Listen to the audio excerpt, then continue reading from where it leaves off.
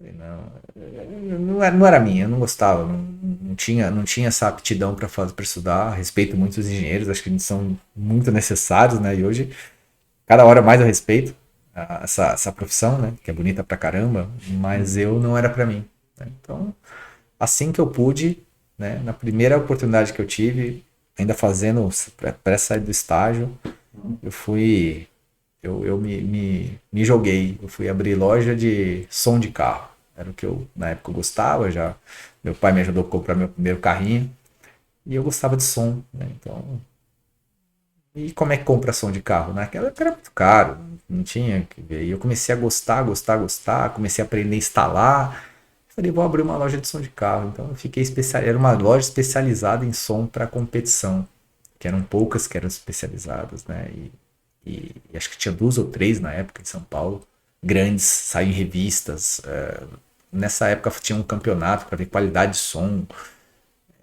Hoje eu não vejo mais tanto isso com tanta força, mas na época era né, aqueles carros com aqueles sons, né, que Som tem. paredão, não, também? Não, Ou não, era mais foi ano do som. paredão. Tinha altura, mas era uma coisa assim, você tinha que importar todos os equipamentos, não tinha Hum. equipamento nacional que competisse, era mais com qualidade de som.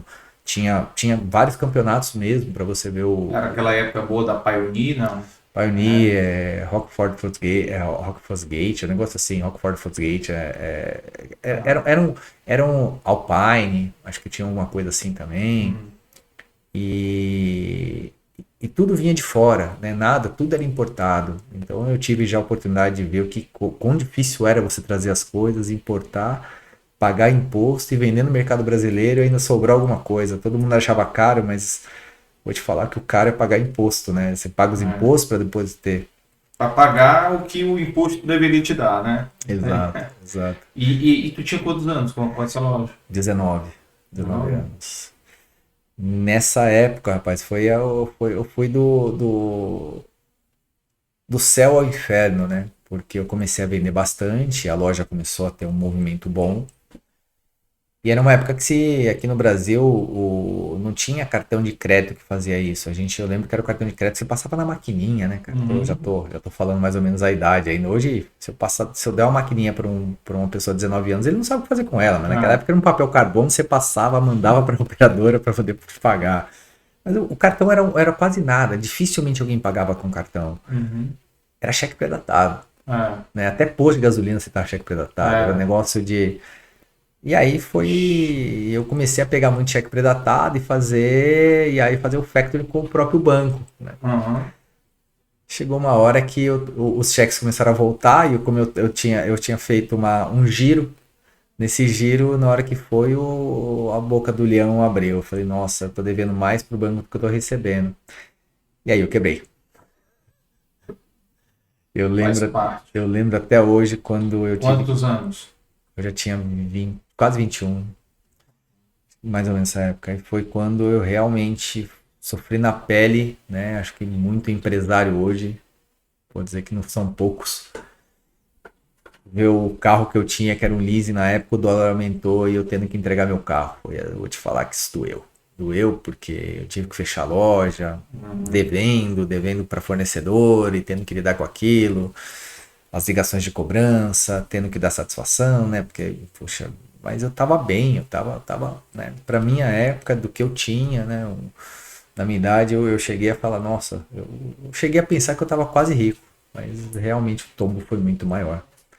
Aí junta tudo, era inexperiência, a gestão É. do negócio, eu não fazia um fluxo de caixa decente, eu não sabia negociar bem com os fornecedores, eu não sabia dizer não para cliente, então tudo isso acho que para mim doeu, mas foi a minha primeira grande escola de negociação, né? Porque negociação não é vender. Vender é, cara, você tá aqui, que você bota um preço, você vende. Ali é negociação na veia, né? Que eu tive que aprender muito, Uhum. refletir um tempo para ver os erros e tal. Você fica querendo se recompor. E aí começou um pouco, né, da minha trajetória na área comercial. Eu, Paz, eu tenho uma coisa comigo que eu falo para todo mundo e ninguém acredita, né? Direito nisso. O sonho não foi realizado, mas era uma coisa meio. Era uma utopia. Eu sempre gostei muito de esporte, essas coisas todas, mas ao mesmo tempo eu já via, né, o que era a vida de um grande esportista, né? Naquela época eu não tinha muito contato com empresários, não lia muito sobre, mas eu sempre gostei de esporte. Então eu olhava muito futebol, alguma coisa, basquete, e eu via os caras, né, meu, com muito dinheiro. E eu falei, cara, eu vou ser assim, eu quero chegar lá. E eu lembro que o meu pai tinha, ainda tem, né? Ainda mora na mesma casa, ele tinha um sobrado e dava para olhar do sobrado quando você tomava banho, você olhava assim, e tinha um cara tinha uma vista bacana, né? De dentro do banheiro. E eu lembro que eu olhava lá e eu olhava, eu me imaginando naquela casa, eu falei, não, cara, isso aqui vai ser um heliporto, eu vou chegar aqui de helicóptero. Eu vou chegar nessa casa de helicóptero, eu vou comprar todas as casas vizinhas aqui. Isso aqui pra mim, essa casa do meu pai, o teto da casa aqui vai ser um heliporto. Vocês querem ver? Cara, é pequeno ainda. Então, desde pequeno, eu falei, cara, eu vou chegar lá. Eu não sabia onde, como eu ia fazer, mas eu falei, eu vou chegar lá. Mas eu não tinha um plano, né? Não tinha traçado nenhuma estratégia, né? Hoje eu sou o cara que mais fala de estratégia, todos os lugares onde eu passo. Eu não tinha estratégia, eu só sabia que eu queria chegar. Mas acima de tudo, eu tinha certeza que um dia eu ia acertar o meu caminho ali, de alguma forma. O alvo, né? O alvo. Então, essa coisa que era desde criança. Ninguém. Como minha família né, sempre foi classe média ali, eu falava, cara, acho que a cegonha te entregou no lugar errado, cara. Você não tá condizente com o que você fala, que eu queria comprar. Na época era um carro que assim, não tinha.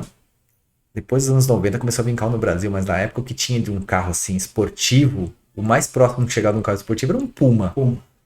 Eu falava, eu vou ter um Puma, né? Era o ápice da época, era aquele, eu não sei se ainda tem, só deve ser de colecionador, né? O Puma era o Porsche de hoje, né? Exato. Eu falei, eu quero um Puma. Minha mãe falou, mas menina, você não, como é que faz, né? Eu falei, não, eu vou ter um Puma, era Puma, helicóptero.